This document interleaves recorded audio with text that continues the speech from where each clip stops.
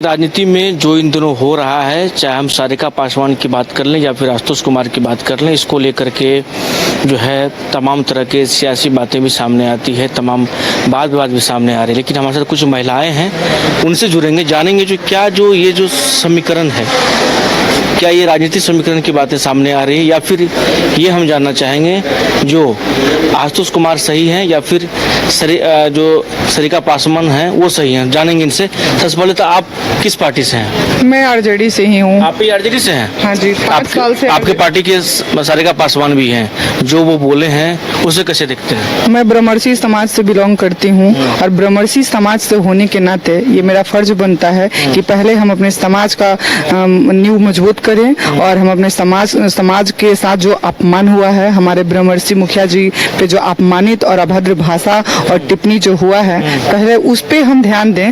राजनीति तो होते रहेगा, जिंदगी बहुत लंबी है। जी हाँ। लेकिन क्या लग रहा है, इसके पीछे सारिका पासवान खुद हैं या फिर इसके पीछे कोई और हैं? क्या लग रहा है? देखिए, मेरा जहाँ तक कहना है कि तेजस्वी जी एमवाई समीकरण को खंडित करते हुए जब उनको लगा कि बिहार के गद्दी पे राज नहीं कर सकते हैं, तो एमवाई समीकरण को तोड़ के वो अपने पिताश्री के बातों को छोड़ के पीछे और वो ए टू जेड की पार्टी बनाए। और जब ए टू जेड की पार्टी बनाए हैं तो ए टू जेड का भरोसा करके सभी वर्गों के लोग आरजेडी के संगठन में अपना योगदान किया। मैं खुद ब्रह्मर्षि समाज से आती हूँ और जब हम लोग 5 साल से मैं फील्ड वर्क में लाखों खर्चा करके इनके पार्टी का प्रचार प्रसार की हूँ, अपने विधानसभा क्षेत्र में काम की हूँ और इतना मतलब हार्ड वर्क करने के बाद, इतना कठिन परिश्रम करने के बाद भी पता चलता है कि हमारे महापुरुषों को गाली दी जा रही है, हमारे महापुरुषों के प्रतिष्ठा को धूमिल करने का काम किया जा रहा है। तो तेजस्वी जी को इस पर निर्णय लेना पड़ेगा। लेकिन आशुतोष जी को भी तो क्या लग रहा है, महिला पे ये कहना सही था, महिला पे कहना चाहिए? देखिए, सबसे पहली बात कि महिला हो के सारिका पासवान ने ही महिला का लिमिट क्रॉस करने का काम किया है। सारिका पासवान एक फूहर किस्म की बिहार लेवल की महिला है, जिन्होंने उस महिला ने किसी के माँ बहन को नहीं छोड़ा है। चाहे हम जीतन राम मांझी की बात कर लें, चाहे हम इनका चिराग पासवान जी बहुजन समाज से आते हैं। कुछ ही दिन पहले चिराग पासवान जी के माँ बहन को एक करके रख दी थी और उसके बाद ये मतलब अशब्द भाषाओं से जानी जाती है, फूहर भाषाओं से जानी जाती है। आपको पार्टी रखेगी? पार्टी रखे या नहीं रखे, हमको नेता नहीं बनाया है, हमको जनता नेता बनाया है। हम जनता के नेता थोड़ी हैं और ब्रह्मर्षि समाज से आते हैं तो हम खुद में मजबूत हैं। आप सही किसको मानते हैं? हम आपसे ऑफिस जाना चाहेंगे। आप देखिए आरजेडी से हैं, एक महिला भी हैं। ये सवाल है जो क्या आप महिला, ठीक है, ब्रह्मर्षि मुखिया के बारे में कहा गया, तो आप भी जो आरजेडी जिसको सबसे बड़े महापुरुष के रूप में मानते हैं, उस पर बोलना चाहिए। लेकिन महिला पर इस तरह की टिप्पणी आपको लगता है सही है? महिला पे ये टिप्पणी कौन कराया? महिला पे टिप्पणी तो खुद सारिका पासवान की है। सारिका पासवान ने ब्रह्मर्षि संरक्षक आशुतोष कुमार के माँ के बारे में जिन अमर्यादित भाषाओं का प्रयोग किया है, जिन घटिया वहियात किस्म के शब्दों का इस्तेमाल किया है, तो ये क्या सही है? एक महिला हो के महिला के बारे में इतनी वहियात शब्द और बातों का इस्तेमाल करना, महिला के बारे में, महिला का प्रतिष्ठा धूमिल का काम करने का काम तो ये की है, सारिका पासवान की है। और सामने से अगर वो उतनी गंदी माँ पे जब बात आ जाएगी तो आप सोच सकते हैं कि एक बेटा, श्रवण कुमार भी बेटा थे, उनकी कहानी पता है ना, माता पिता के लिए कैसे समर्पित हुए थे। तो जब बात माँ पे आ जाएगी तो बेटा तो भाई किसी भी हद तक चला जाएगा। ये मेरा नाम निराली ठाकुर हुआ, मैं चंपारण से बिलोंग करती हूँ, मोतिहारी डिस्ट्रिक्ट से। इस बार चुनाव भी लड़ेंगे? बिल्कुल लड़ेंगे। कौन सा आरजेडी? तो मान लीजिए आरजेडी मुझे टिकट दे, आरजेडी मुझे टिकट ना दे, आई डोंट केयर। मैं प्रबल दावेदार हूँ और निर्दलीय दावेदार हूँ। और मैं आपको एक खासियत बता दूं कि मैं जिस चंपारण की धरती से बिलोंग करती हूँ, तो हमारे यहाँ से फॉरवर्ड कास्ट से ही आने वाले एमएलसी ये महेश्वर सिंह जी ये इस बात को प्रूफ कर दिए हैं। निर्दलीय चुनाव लड़के, इनकी पार्टी और बीजेपी की इतनी बड़ी पार्टी, ये दोनों पार्टियां हार गई एमएलसी चुनाव में और महेश्वर सिंह जी निर्दलीय जीत हासिल किया। तो ये मेरी जो जगह है, मेरा चंपारण जो है, वो किसी पार्टी के सिंबल की मोहताज नहीं है। चलिए, आपका क्या नाम हुआ? हमारा सुनीता मिश्रा नाम हुआ, संगठन से जुड़े हुए हैं, राष्ट्रीय अध्यक्ष। सुनीता जी, कैसे देखती हैं जो प्रकरण हो रहा है, उसको कैसे देखते हैं? कौन गलत है, कौन सही है? देखिए, इसमें हम और आप तय नहीं कर सकते कि कौन गलत है कौन सही है। रहा सवाल उसने उसका आया, पहले कौन किया? पहले सारिका पासवान की। तो जब सारिका पासवान कर सकती है, पीछे से वो लोग बैटिंग कर रहे हैं, हैं, तो वो लोग उसको उस्का रहे हैं। तो वो जब कौन आरजेडी वाले लोग उस्का रहे हैं, आरजेडी में तेजस्वी है, लालू है, और कौन नहीं है आरजेडी में, बिल्कुल उस्का रहे हैं। तो जब वो बोलेंगी किसी के लिए तो लोग छोड़ देगा क्या? पहले वाला 90 के पहले वाला नहीं है, 90 के बाद वाला नहीं है फॉरवर्ड। अब स्वर्ण समाज हो गया है, इसमें सभी लोग हैं और सभी लोग अब जागरूक हो गए हैं। पहले लोग चुप रहते थे, लेकिन अब चुप नहीं रहेंगे।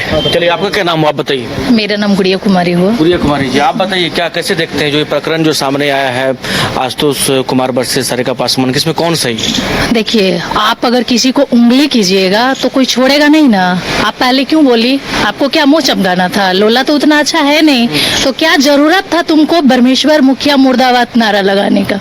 जरूरत तो थी नहीं, लेकिन तुमको था लोला चमकाना। तो लोला तुम्हारा अब चमक गया है, बहुत अच्छी हो गई हो, बहुत तुमको अब आइडल मान रहा है लोग। तो ये हमारे जो आशुतोष जी हैं वो सही हैं, वो गलत है। वो महिला नहीं है, उसको बहिला बोलिए। महिला नहीं हो सकती है ऐसी, वो महिलाओं का काम नहीं होता है, वो महिलाओं का काम होता है। जैसे गाय भैंस देखते हैं जो बच्चा नहीं देती है उसको बहिला बोला जाता है, वही वो बहिला औरत है। आपका क्या नाम हुआ? पूनम सिंह।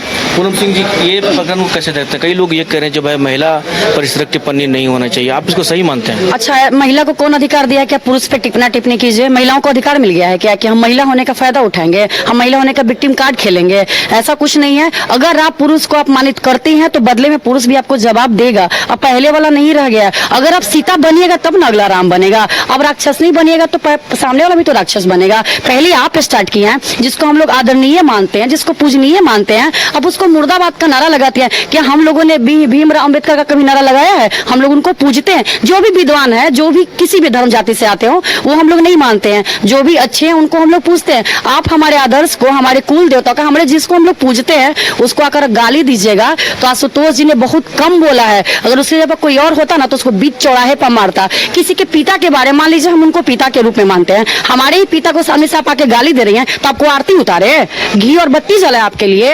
अरे बीच चौराहे पे टांग के मारते अगर हम लोग के सामने आ जाती तो। आ ही नहीं रहे, हम तो ढूंढ रहे हैं कौन सी चूहा के बिल में घुस गई है सारिका पासवान, निकल ही नहीं रही है। 2 दिन पहले तो बड़ा बकर बकर कर रही थी, औकात है, एक बाप की औलाद है। तो हम उसको कहते हैं सारिका पासवान तुम एक बाप की औलाद हो तो आओ मिलो, हम लोग तुम्हारा इंतजार कर रहे हैं। और गलत सारिका पासवान है और आरजेडी की पार्टी है जो हमेशा स्वर्णों को दबा के रखी है, हमेशा स्वर्णों को अपमान करती है। अब स्वर्ण समाज की महिलाएं भी नहीं बर्दाश्त करती है। आपने सवाल किया कि चुनाव लड़िएगा, अरे पहला मेरा जात है तब ना हम चुनाव लड़ेंगे जी। जब मेरा अस्तित्व नहीं रहेगा, जब हम ही नहीं रहेंगे तो हम ये टिकट और पार्टी लेकर क्या करेंगे? कई लोग ये कह रहे हैं ठीक है आप पुरुष की बातें थी, पुरुष पे हमला करते, महिला पे नहीं। अरे नहीं, वो विक्टिम कार्ड खेली थी, महिला है पुरुष, महिला वजन पुरुष हो गया। अब उन लोग को लगा कि ये स्वर्ण समाज की महिलाएं तो सामने आएंगी नहीं क्योंकि हम लोग आते ही नहीं है। उन लोग का ये सोच था, लेकिन उनको पता नहीं है कि अब स्वर्ण समाज की महिलाएं किसी से कम नहीं है, मुंह तोड़ जवाब देने का काम करती हैं। सारिका पासवान जैसी औरतों को राख ला के जीव कवाने का भी काम करती है। बात जब हमारे मान सम्मान और इज्जत पे आएगा और हमारे पूर्वजों पे आएगा तो हम लोग नहीं सहेंगे, मुंह तोड़ जवाब देंगे। और बात अगर आएगा तो हथियार भी उठाएंगे, उससे भी पीछे नहीं रहेंगे। चलिए, तो देखिए तमाम महिलाएं थी जिससे बात कर रहे थे, क्या कुछ कहा वो भी आपने सुना। देखिए इस प्रकरण के बाद जो है बिहार में सियासत हो रही है, लगातार जो है आरोप प्रत्यारोप का दौर शुरू है, क्या कुछ कहा वो भी आपने सुना। सुगराज बल्लभ के साथ अंशु जलील बैसेस को Patna. Rainbow river water park unlimited fun. Rainbow की तरह यहाँ है रंग बिरंगे वाटर राइड्स जो करेंगे आपको रोमांचित। 30 feet thrilling family pool slide, cyclone tube slide, multilane slide, dark house slide करें एंजॉय। मल्टीप्लेयर स्टेशन में परिवार और दोस्तों के साथ करें मस्ती। ऑक्टोपस रेन डांस में एक्साइटमेंट का लीजिए सुपर डोज। बच्चों के लिए tots play area, Mickey Mouse jumping, wave pool. तो देर किस बात की, अनलिमिटेड फन के लिए है ना रेनबो रिवर वाटर पार्क। गोल जहां 27 वर्षों के सफर में 17,000 से भी अधिक छात्रों ने डॉक्टर एवं इंजीनियर बनकर भरे सफलता की ऊंची उड़ान, जहां साधारण छात्र भी असाधारण सफलता प्राप्त कर बना रहे इतिहास।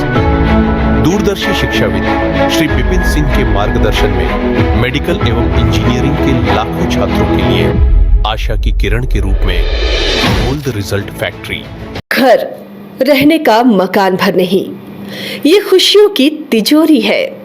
दरवाजे पर दस्तक देता पड़ोस, खिड़कियों से उमड़ आता आसमां, तारों में उलझी ऐसी ना जाने कितनी दास्तां। कहती हैं चले डायमंड सिटी, एक सफर हम सफर के साथ अपने घर तक। Diamond city, life long bonding, 500 से ज्यादा खुशहाल डायमंड परिवार। जल्दी करें, सिर्फ 200 फ्लैट बाकी। आज ही बुक करें अपना आशियाना।